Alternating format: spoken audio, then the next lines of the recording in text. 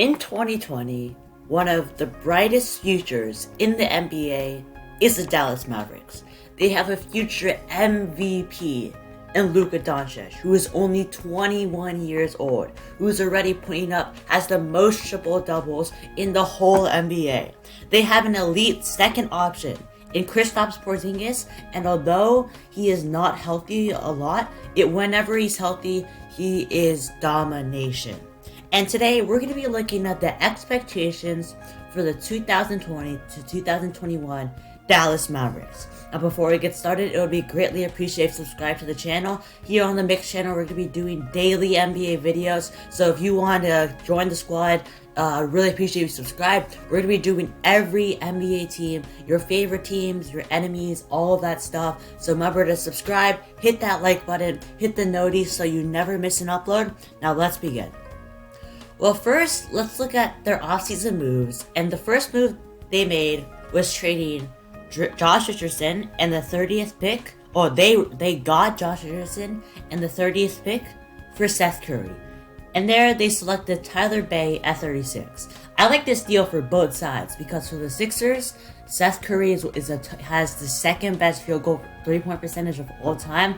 So with a team with Embiid and Simmons, that's very useful. And then for the Mavericks, they get a good defender in Josh Richardson, which they desperately need alongside Luka and defender, and he can also shoot. So that's a bonus, which is a pretty good fit for alongside this Dallas team. Tyler Bay is a 3-and-D player, and picking him up at 36 is extreme value. They then drafted Josh Green at 18, who is also a 3-and-D player, and he, I think, is a really good player. He can be. I don't think he's going to be a future superstar, but he's just going to be that really good role player. Then they drafted Tyrell Terry at 31. He's an excellent shooter, and I think is going to be one of the steals in this draft. He was projected to go like number 21 to the Sixers, so picking him up at 31 was a good pickup.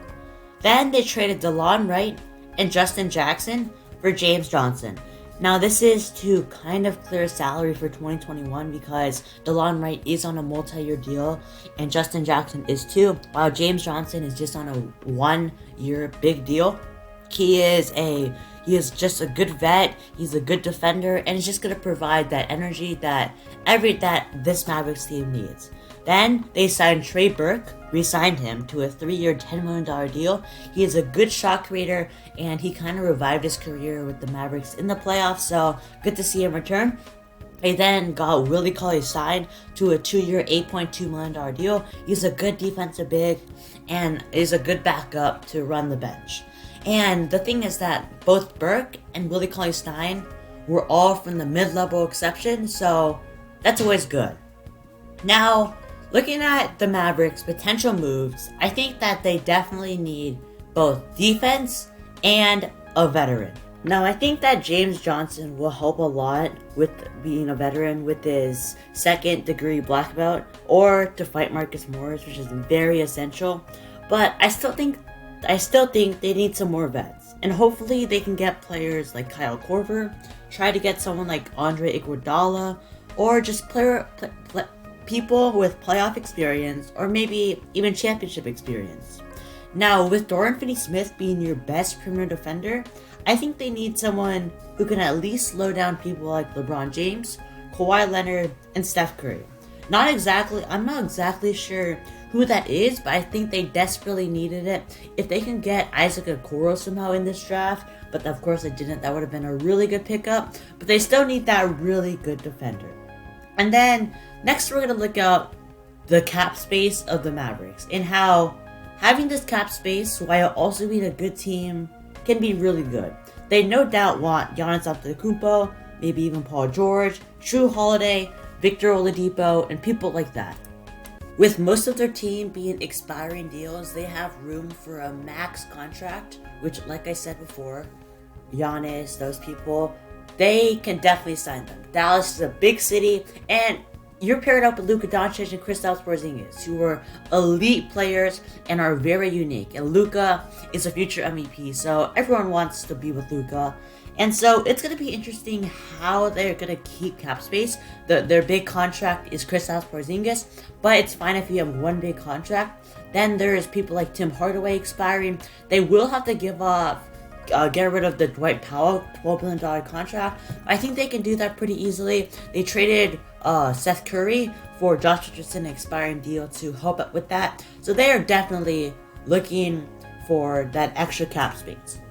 Now, looking at the Mavericks' potential starting just a lineup and coach game plan in general, I think the lineup is going to be Luka Doncic, Josh Richardson, Tim Hardaway, Maxi Kleber, and Porzingis. Now I know that Porzingis might be hurt a little bit, so I'm not exactly sure how they're going to do that. Maybe move Kleber to the 5, put someone else at the 4. But for now, I have that. Then off the bench, they have Dorian Finney-Smith, Jalen Brunson, Willie Cauley-Stein, James Johnson, Josh Green, and I know Dwight Powell is still injured, but he probably, when he comes back, will get rotational minutes. And then you still have people like Tyrell Terry and Tyler Bay still getting a couple of minutes to improve their development. Now I think that is pretty good, as that is elite offense. Like last year, they were one of the greatest offenses of all time, and I think that they are an average defense, and they can definitely improve on the defensive side. Now, for the expectations for the Dallas Mavericks, their expectations is to be a top 6 seed. Develop your young guys, because they are the team of the future, and just get that playoff experience that Luka, Porzingis, and the young core needs, because getting playoff experience for future, because they are the future, that can be so essential for how they react in the future. We see people like people that get playoff experience, they get a taste of it, and then they just come back and they realize what losing is, and then they just win championships. And I think that's what the Mavericks have to do. And so, but we know that with Luka Doncic, Kristaps Porzingis, their young core with people like, and young core people like Tyrell Terry, Josh Green, the people they drafted, while also being a good team and having cap space in the very good 2020-2021 offseason, the Dallas Mavericks are going to have one of the brightest futures in the NBA. So yeah, that's the video, and I thank you all so much for watching. Remember to subscribe to the channel, like the video, and I'll see you all next time.